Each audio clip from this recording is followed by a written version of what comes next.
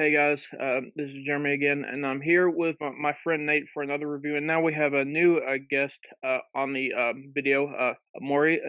Please introduce yourself.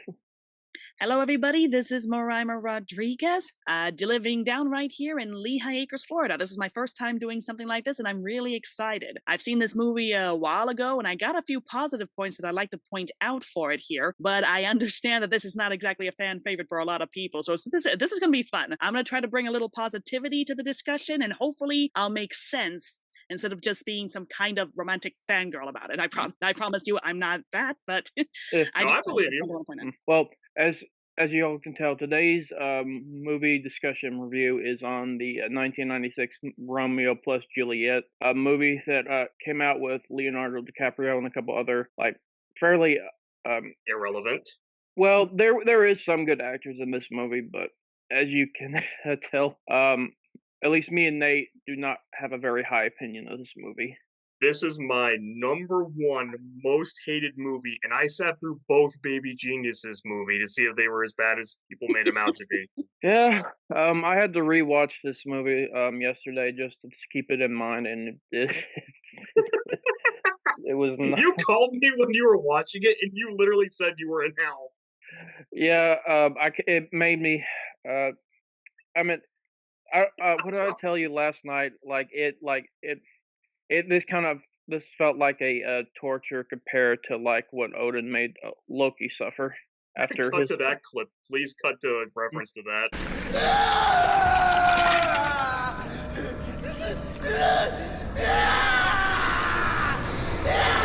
But I told you what I'd rather have happened to me. I don't know if I could say this without the video getting demonetized. but this is just me and Nate's opinions.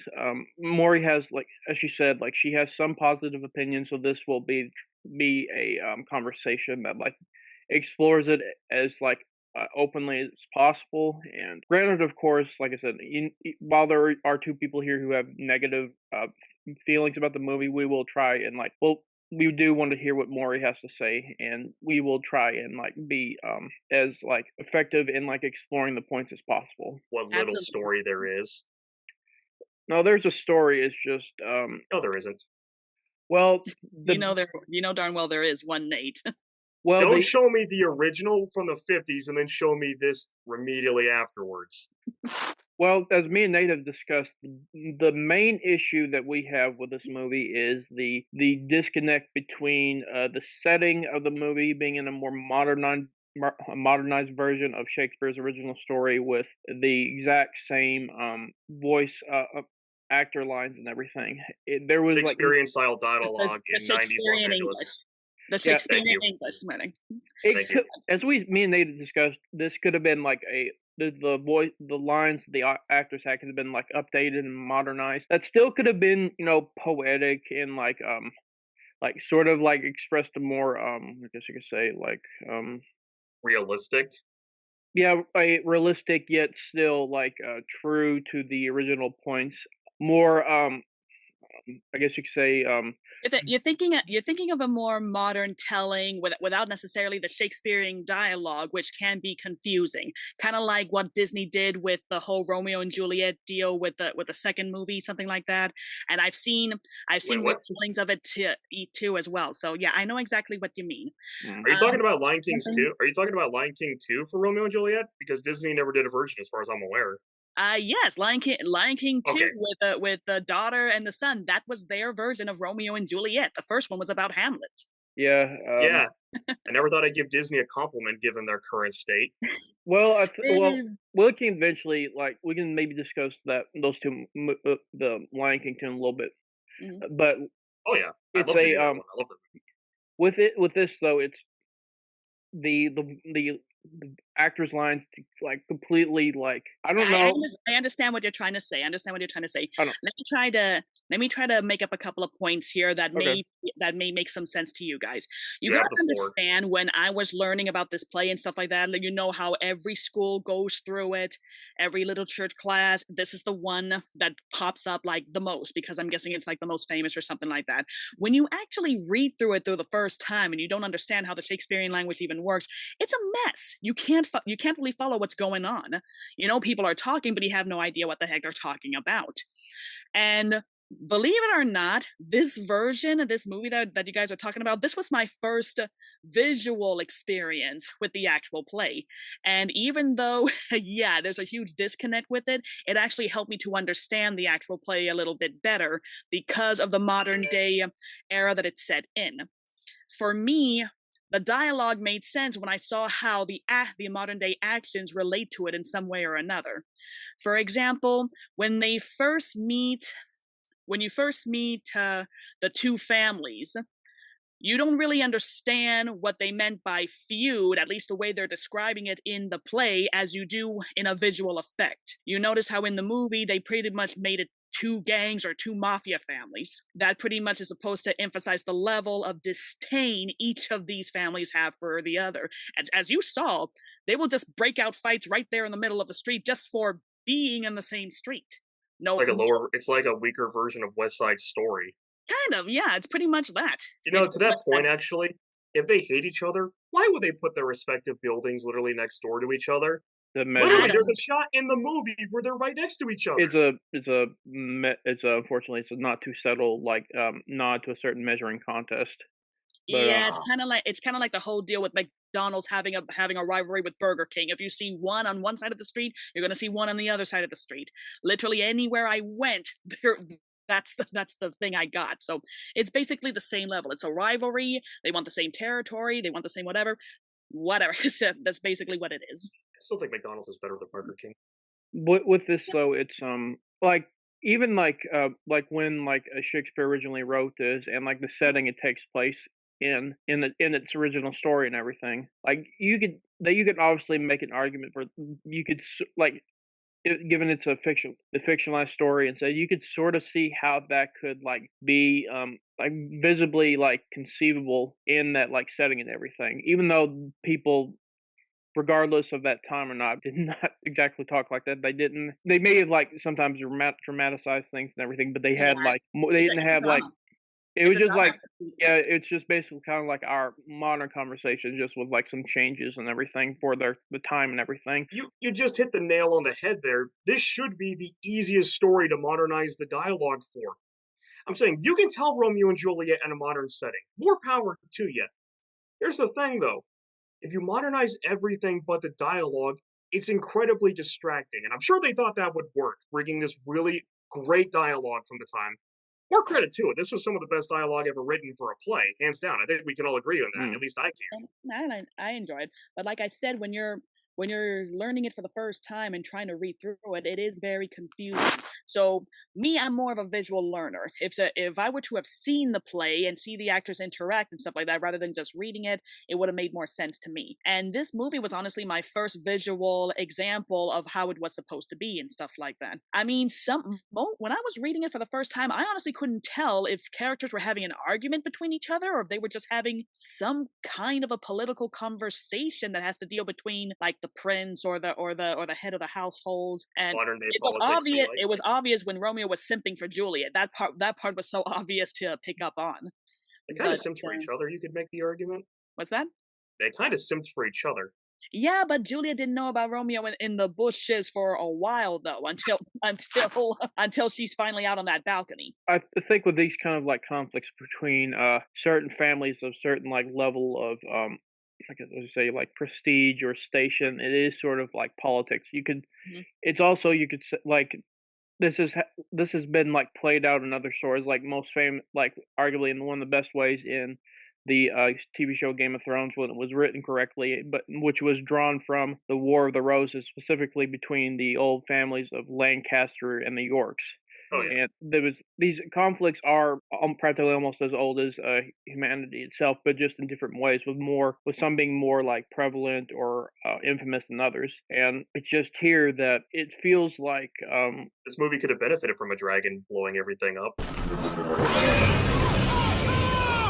For me, it's kinda reminiscing of some of the old Japanese shows my father likes to watch.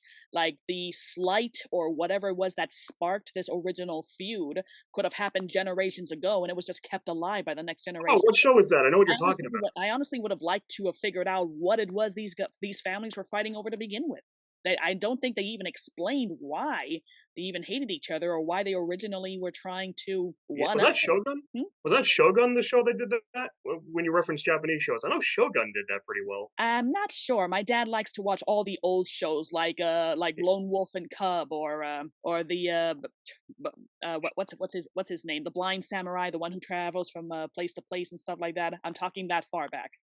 Well, yeah, Shogun is Of Mortal Kombat when you said that. yeah, Shogun is of a more recent is a more recent show that No, they had an original version years before the one you're thinking of. They did. My dad yeah, grew up with the original. yeah, it was based off this book. I can't remember what it's called at the moment. I think, but yeah, you can see like the different like levels of of like capable writing in these different stories. And here, like the certain like elements of what happens in in the movie, you could see not just with the voice lines, but also certain elements of the world building or like specific moments. You could see just like take away from what they were trying to create in this. Because I think Nate, you said like one thing that you really hated in like a specific scene was the Montague father said, "Hand me my longsword," and it's just a gun that says, Yeah, literally, it's spray painted on there. It's like, hey, idiots, we're going to spell it out for you so we can tell you what we mean.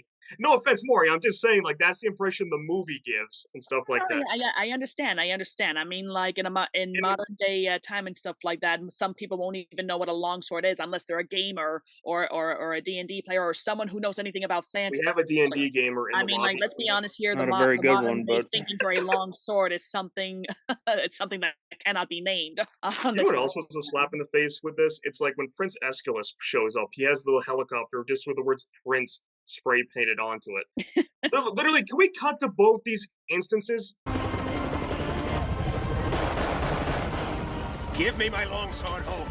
Because this is what pissed me off because it feels like the movie is talking down to its audience instead of taking it seriously. Leonardo DiCaprio, a really good actor, he's been in a lot of good movies. Oh yeah, Inception, one of my top 10 favorite movies. I love Inception. I'd even love to do a review on that. I've But seen that here, one. It was a good one. I especially loved his role in Titanic too. That was my you first know, experience with him and stuff. how did he land Titanic after this movie? Literally, Titanic came out a year after. Do you think this movie was why he didn't win an Oscar? Because they're well, like, no, you were in Romeo and Juliet. We're not giving you an Oscar for this 20 movie years or actually whatever. won a few awards though. Like the director of this movie got like maybe an award or two for this movie, which kind of Nothing else must have come out that year then. well, the director is also the director of this movie also came out with the movie with the Great Gatsby with Leonardo DiCaprio later on. Okay. So I think I don't. Mhm. sorry for interrupting. No, I just wanted to do a quick point with Nate here. Yeah, I can definitely understand how the whole labeling thing may be kind of annoying, but you also need to take into consideration that in the original screenplay, they were dealing with the actual prince, where in modern day times there is no prince. So you can't. They were dealing with the chief of police, and I highly doubt that two gang members are going to be talking with the mayor about their feud and stuff like that. Whereas the chief of police is the one who has to literally deal with these people to try to keep the peace. So it kind of makes more sense of the rewrite there. Then I don't think I'm not sure what they were trying to do with the labeling. I think they were just trying to let the audience know that instead of the actual modern day prince, which would technically be, I guess, the mayor since he rules the city, they would have to deal with the chief of police who actually has to deal with the people directly. I think that's what they were trying to point out there. okay, more technical issues, but we're back. Zoom took a stand. Sorry about that. It happens. It might be this new update, but Where I, was I when I was cut off? How far did I go? Were we able to hear? I was in the process of saying, like, or you had just finished your point about the Okay. mayor, Yeah. and I was about to say, but that's a spot where you can update the dialogue cleverly to where it makes sense. To this Hmm. point, like, I have no problem again with the dialogue being Shakespearean if it was set in that place. Like, imagine it was set in their time with these actors. I'd argue that would actually be a pretty dang good movie. But the fact of the matter is that they modernized everything else. Like, say they have can't believe I'm saying this. Say like they have some gangster dialogue that because you can modernize Romeo and Juliet pretty cleverly. It's not that difficult to do it. Like imagine they're in the limo. He's like, "Hey, my son's in a fight. Fetch me my rifle. I got to fight for him." Stuff like that. Or even if the sheriff comes in, like they say, "Oh crud, it's the sheriff. Stand down or whatever." Mm-hmm. Preserve public image. You can do this pretty cleverly. I don't know who the writer of this film was. I don't think they should give Shakespeare any credit for this one. He wouldn't want his name attached to this. Yeah, I was thinking the other day that Shakespeare's probably rolling in his grave right now. On Homer isn't rolling in his grave over the Troy movie. I mean, you could say that movie was like. At least Brad Pitt was a good actor in that movie. I will give him that. I mean, but we can maybe do a review on that eventually. But sticking with this It's movie, probably historically inaccurate compared to the original book, but with like this, I think the actors tried to do their best in this movie. Granted, of course, you could see the emotion like with certain like characters, especially like Romeo when like his friend Mercutio died and everything, and like his it's just I can't call him Romeo. I'm just calling him DiCaprio. okay. But it feels like there's such a disconnect here because like I know like I said this is dramatized and everything for the play and everything, and some people may like scream and cry out and everything like when like someone they care about dies, understandably. Again, Zoom took a stand against this movie. I cannot say I blame it. As I was saying before, Zoom decided to throw its own mafia war at us right now. Even the title, it's Romeo plus Juliet, not and Juliet. What is this, a first grade math equation? Then again, I was never the best student at math, so maybe they're onto something I was unaware of. I was just going to say, I don't want to say this. I'm going to trigger the internet if I say this. Oh, it'll be worth it when I say that. I think the Taylor Swift song is even better than this movie, and I hate Taylor Swift. All but two of her songs. That love story song about Romeo and Juliet, oh my god, that tormented me in middle school. Don't think I. Do not watch it. It's literally so annoying. I'm not. I don't hate Taylor Swift or anything.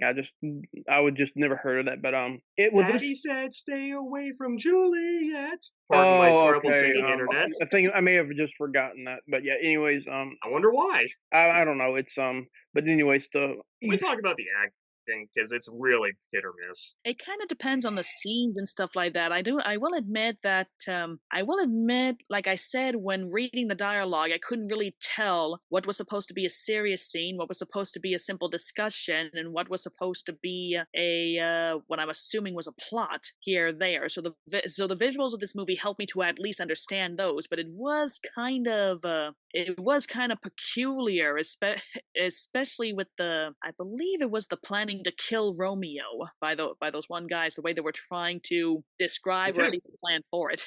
I would have financed that. I would have financed that if I got the movie over quicker. That may have just turned into the whole mafia war thing, which may have been a more entertaining movie, possibly, depending, of course, on what they did. But this is kind of The Godfather is kind of Romeo and Juliet in a weird way. I really wish this had a Godfather ending where they just take the guy, where they take both of them out back, give them the Godfather treatment. Can we cut to that where they're in the fishing boat and then just the guy shoots them in the back, dumps them in the water? Holy Mary, Mother.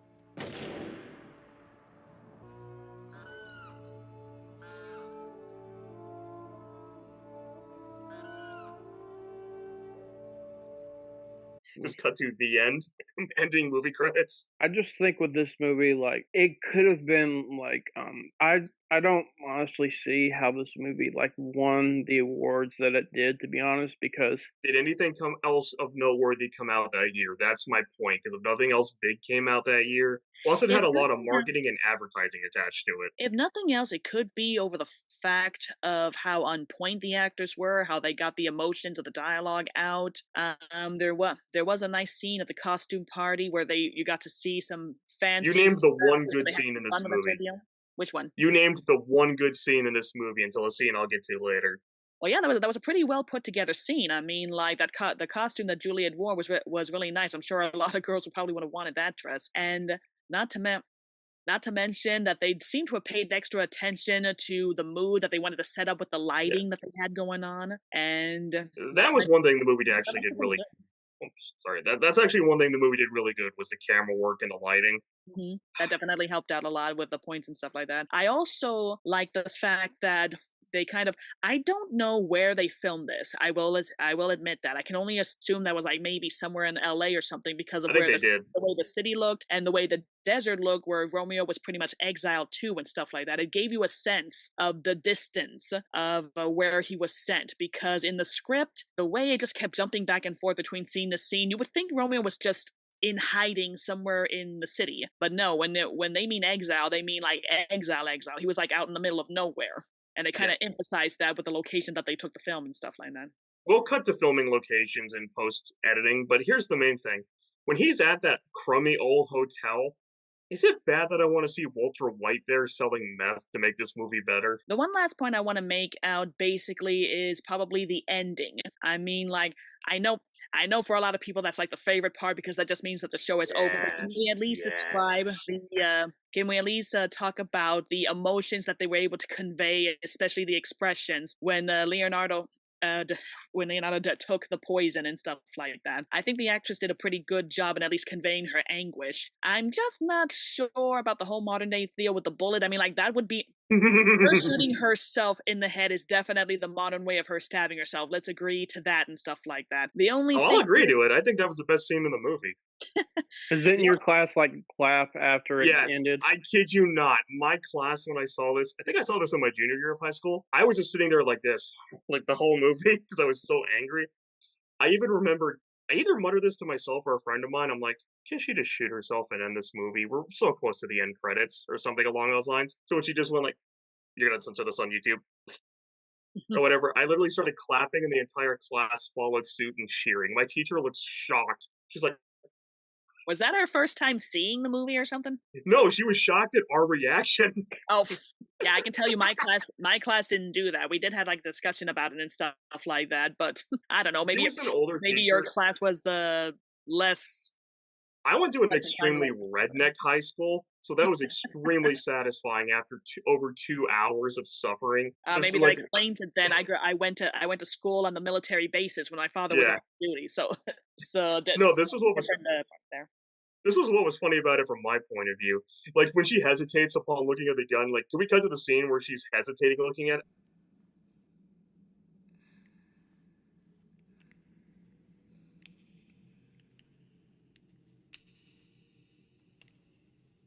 I remember saying, "Please do it. We're almost done with this movie.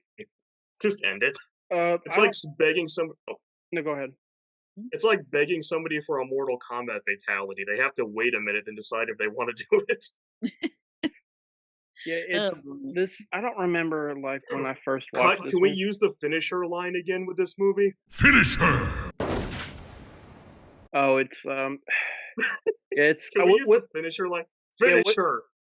with this Audience movie. wins. I do not remember like when I first watched it, but like, again, this is one of those movies I just don't. I really did not want to remember because of You just, were in hell.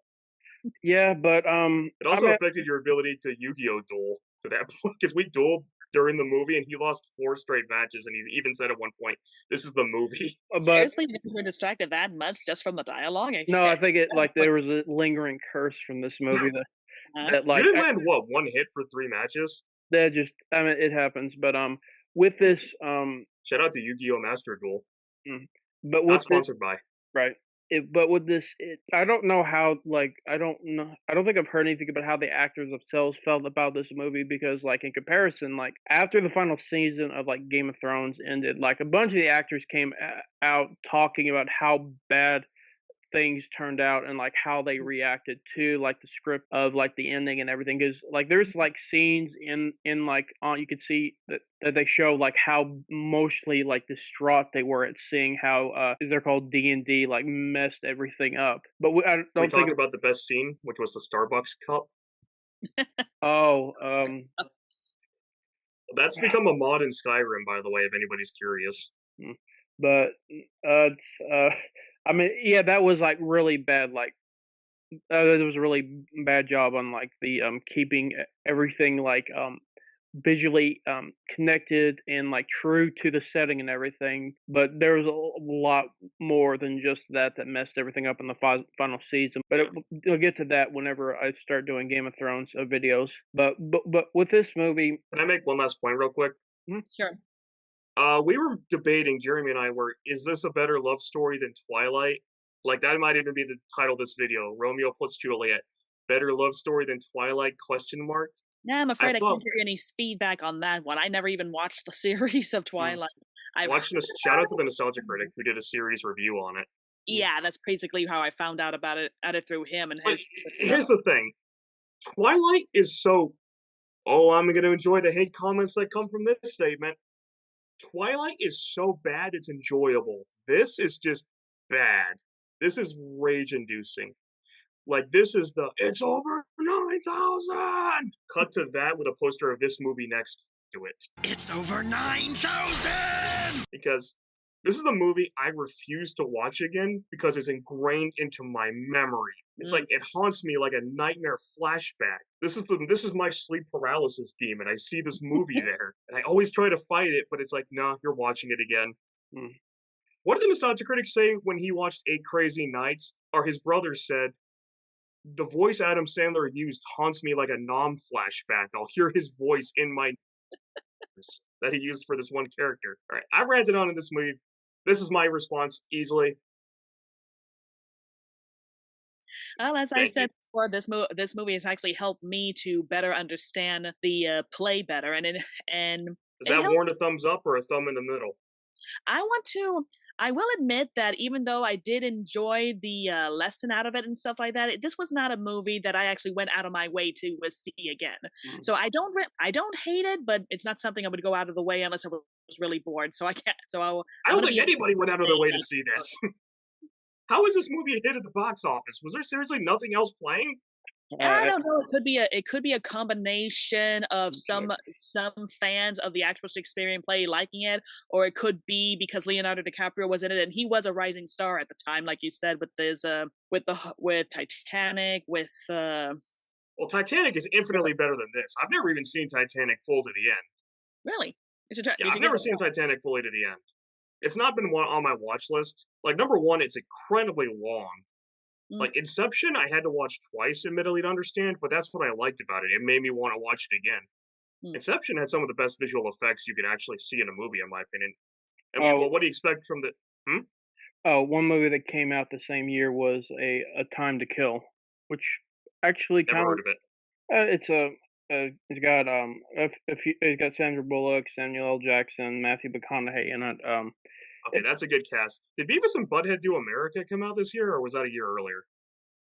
I don't know. I never got into Beavis and Butthead personally, Because I but love the fact that Gene Siskel and Roger Ebert said this movie they gave a thumbs up to, while a historical drama they gave thumbs down to, and they actually liked Beavis and Butthead over Ghost in Mississippi. You know, I think even Beavis and Butthead would stay away from this movie. Who knows? There is one thing I want to point you guys out to. Like I said, believe it or not, there is another animated Romeo and Juliet thing that you might find more appealing. It is a combination of the Shakespearean language and the modernized dialogue too. The only thing is it's aimed at little kids and it involves I know. seals. Oh, I know involves what you're talking about. We Yeah, got a minute white and a half seals left in versus brown recording. seals and one big elephant seal acting as the prince. If you know what I'm talking, if you know what I'm Yeah, I know what you're talking about. I don't personally, but anyways, I I'll don't text mean. I'll text you the link to that Bob show review that years ago. Romeo and Juliet sealed with a kiss. I know that one. But anyways, I want to thank Nate and Mory for joining me today in doing this movie discussion review. Admittedly, this is kind of a cursed review for Valentine's Day, but I hope you all enjoy Valentine's Day. Don't know how you all feel about this movie Don't watch first, this movie for Valentine's Day. Even 50 Shades of Grey. I can't say it. I can't say 50 but Shades of Grey is better. anyways, like I said, one thing. Nate and Mory again for joining me. I hope you all enjoyed this discussion today, and we'll see y'all next time. God bless you all. Thank you so much for having me, and give it a shot if you want to, and just make your own opinion. Who knows? You might it might actually make some sense to somebody out there. Yeah. Or you can watch the Taylor Swift song and be just in as much pain, but at least it is mercifully short. Yeah. Make sure to like, comment, and subscribe, and we'll see y'all next time.